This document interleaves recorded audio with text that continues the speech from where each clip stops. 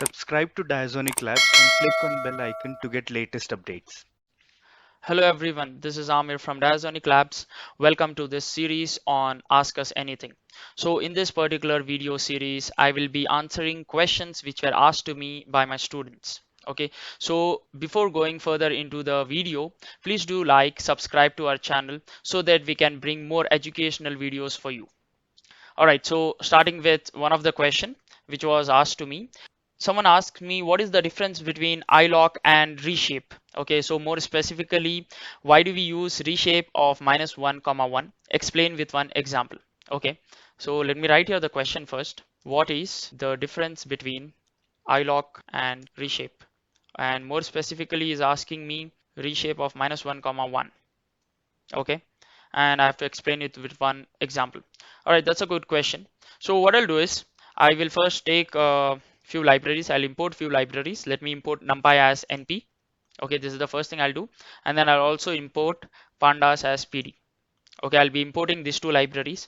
Then what I'll do is I will take one variable, let me call it as ip or input. Okay, and then I will write here say np dot a range. I can take one array in the form of np.arange. I will take values, the same value which I had taken in the class 1 comma 7 comma 1 is what I will take. Okay, so I need an array from 1 to 6, and if I write here say ip and then let me run it, so you'll be able to see that I'm getting an array from 1 to 6. Okay, so quickly few things. If I want few attributes of this particular array, what I'll do is I will write say ip dot endim. Imagine I want to know what is the dimension of this particular array. I can just type here ip dot endim, and after that I also want say what is the input which is given. So I will just print ip. Okay, now I'm getting here two values. The first thing what it says is the dimension of this particular array is 1. Okay, so the output what I'm getting is whatever I have taken 1 comma 2 comma 3 comma 4 comma 5 comma 6. Okay, I'm getting this particular thing here. Now the next thing what I'll do is say I want to create a data frame. So for creating a data frame I have to first create a dictionary. How do I create a dictionary? Open and close flower bracket, and inside this I will write say input as my key, and I will write the value as whatever the array I have taken. Okay, ip I will write, and after this I will write say one variable df is equal to pd dot data frame. I will create a data frame now of d, and then let me print the value of df. Okay, so I'm getting the data frame here, taking the column name as input, and I've got all the values here 1 2 3 4 5 6, and if you see here clearly the index values are starting from 0 to 5. All right, this is what I have got here.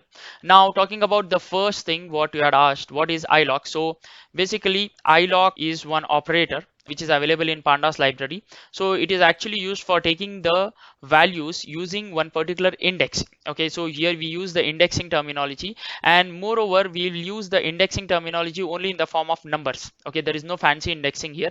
We will use only the numbers indexing here 0 1 2 3 4 5. Imagine if it is having some other index also. Say here you have got a b c d e as your index, but still your iloc will only consider the values index. Okay, it will not consider a b c d e. It will consider only the index, and it is taking the location of that particular index. Okay, that is what iloc operator does. Now to just tell you how it works out, so if you remember in our machine learning code, the first step what we have done is after creating the data frame we have to divide into input and output. So here I have taken only input, so let me write x is equal to, I will write a variable as x is equal to df dot iloc. I am using the iloc operator here. I will open and close the square bracket, and when I write square bracket, inside this I will write comma. When I say comma, what it means is before comma whatever you write it will be in the form of rows, and whatever I write after comma it will be considering the columns. Okay, so imagine I want the rows, I want say all the rows here, so I will write colon here. When I say colon, I am considering all the rows, that is from 0 to 5. I am considering all the rows here. Okay, with the indexing of 0 to 5. But then here on the right hand side, if I want say one particular column name, I can just write here column name. Okay, so my column it starts from 0 here.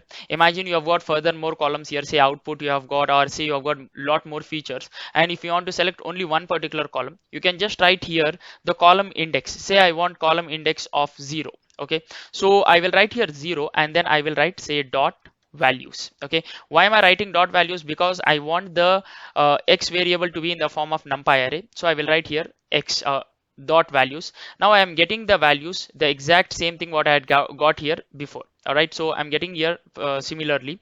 So this is why we use the iloc operator to make sure that you get the values, particular values from one particular index value. Okay, this is why we use the iloc operator.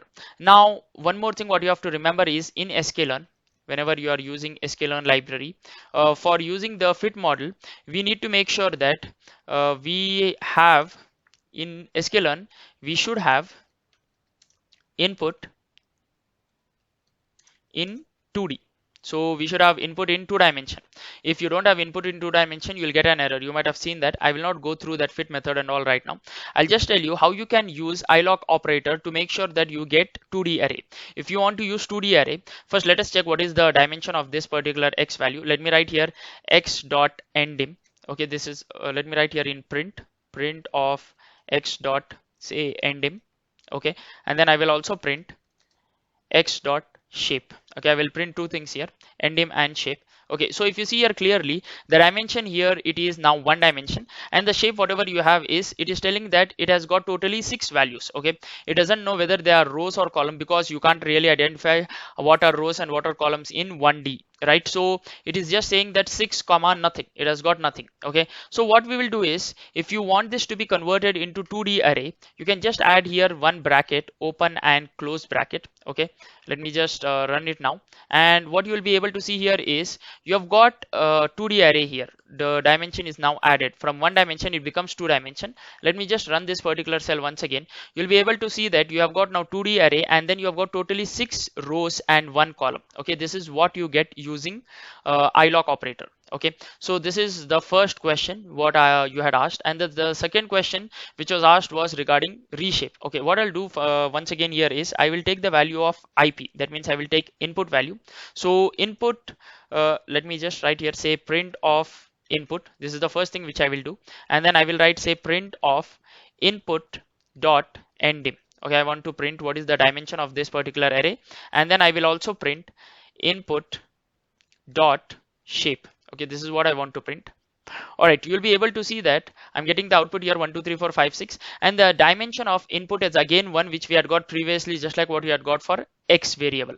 And then similarly the shape of this is, again it is saying that it has got 6 values, but then it doesn't really know it is rows or column. It is just writing it is just saying as 6 and then comma nothing. Okay, so you have to give one dimension to make sure that there are say 6 rows and 1 column. Okay, how do you do that? You can use now x shape reshape as well.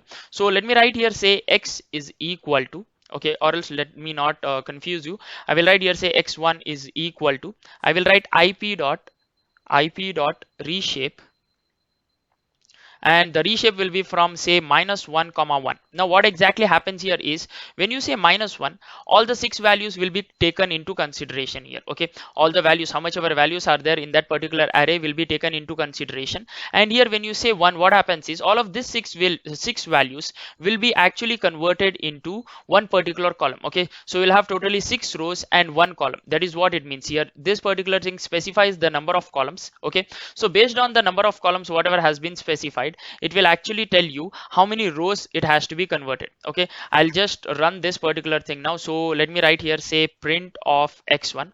I will copy these two statements and I will print out here. Instead of ip, I have converted into x1. Let me write x1 here. Here also I will write x1. Okay, now let me run this. You'll be able to see that the dimension is now changed to 2. Okay, so I'm printing here 1 2 3 4 5 6, and the dimension is now changed to 2 because it was 1 dimension first, and I'm adding another dimension here. This is the way of adding another dimension here. I've added one more dimension here because first you had 1 dimension which is taken care by -1, and then comma 1 when you write, you are adding another dimension here, so you get the output as 2 dimension. And then the shape, what happens is whatever was taken into -1, that is considered as rows, and then you have written here 1 column, so you need 1 column. Totally there are 6 values, so when you write 1 here, what happens is 6 values will be considered as 6 rows, and then you'll have only 1 column. Okay, not to confuse you, I'll give you one more example for this. I will copy this and I will paste it here, and instead of writing -1 comma 1, I will write here say -1 comma 2. Okay, let me write here 2. So what should happen here is you have got two columns here and totally you have got six values. So you will have say two columns. Okay, and totally six values. So you will have three rows. Okay, so when you multiply three twos are you should get six, and the dimension will still be 2. Okay, so the output here what it will be is in the form of matrix. You'll have rows and columns, so you'll have totally three rows and you'll have two columns. Okay, this is what it means. So first 1 and 2 will be in the first row, 3 and 4 in the second row, and 5 and 6 in the third row. Similarly, if you write here say instead of 1 comma 2, I will write here say 1 comma 3. What you will have here is totally three columns. Okay, and then you will have two rows. Okay, let me run this and you will be able to see that you have got two rows and totally three columns, and you will get another matrix here which says 1 2 3 in the first row and 4 5 6 in the second row. And imagine if I write here say 4 comma 4, I will write, you will get an error here. Now let us see that error. What it says is cannot reshape array of size 6 into shape 4. That means you can't put anything which has got totally 6 values into shape of 4, because it is not considered as a multiple, right? So here you have to write something which is considered as a multiple. So the next thing what you can write here is instead of writing 1 comma 4, you can write say 1 comma 6, and this particular thing will also work. So instead of having three rows and two columns, you will have one row and you will have six columns totally. Okay, this is what it means. So I hope that particular thing was answered. Now if you ask me the difference is in the way you use it to whatever work you want to do. Okay, so you can use this for making sure that it is converted into 2D array. You can use both of them, whichever you prefer you can use it, but then the way they work is totally different. So I hope that answers your question. Before we could wrap up, if you have any questions regarding Python or any other tutorial series, please do write them in the comments below. And one more thing guys, we are conducting 7 days webinar on computer vision using Python, and it is starting this particular week itself, and we are charging bare minimum amount for this. We are charging only 350 rupees, which is very reasonable amount. So please check in the description below regarding this, and if you are interested, please do register. You have to just go to that particular link which I have given you, and you will have an option for know more. You can just click on know more, and then this is the website which will be opening for you. We are having one webinar on computer vision using Python, and we have got totally 7 days to cover, and we'll be dealing with basics of computer vision, how you can play with images. We'll be starting from completely scratch, and finally we will do one small machine learning project using OpenCV as well guys. So if you are interested, please do check the link which is given in the description below, and I'll be answering few more interesting questions which were asked. So if you have any questions, please do write them in the comments below. I will try to answer all of them. Okay guys, thank you. Please do like this video and share it with your friends, and subscribe to our channel for more amazing tutorials.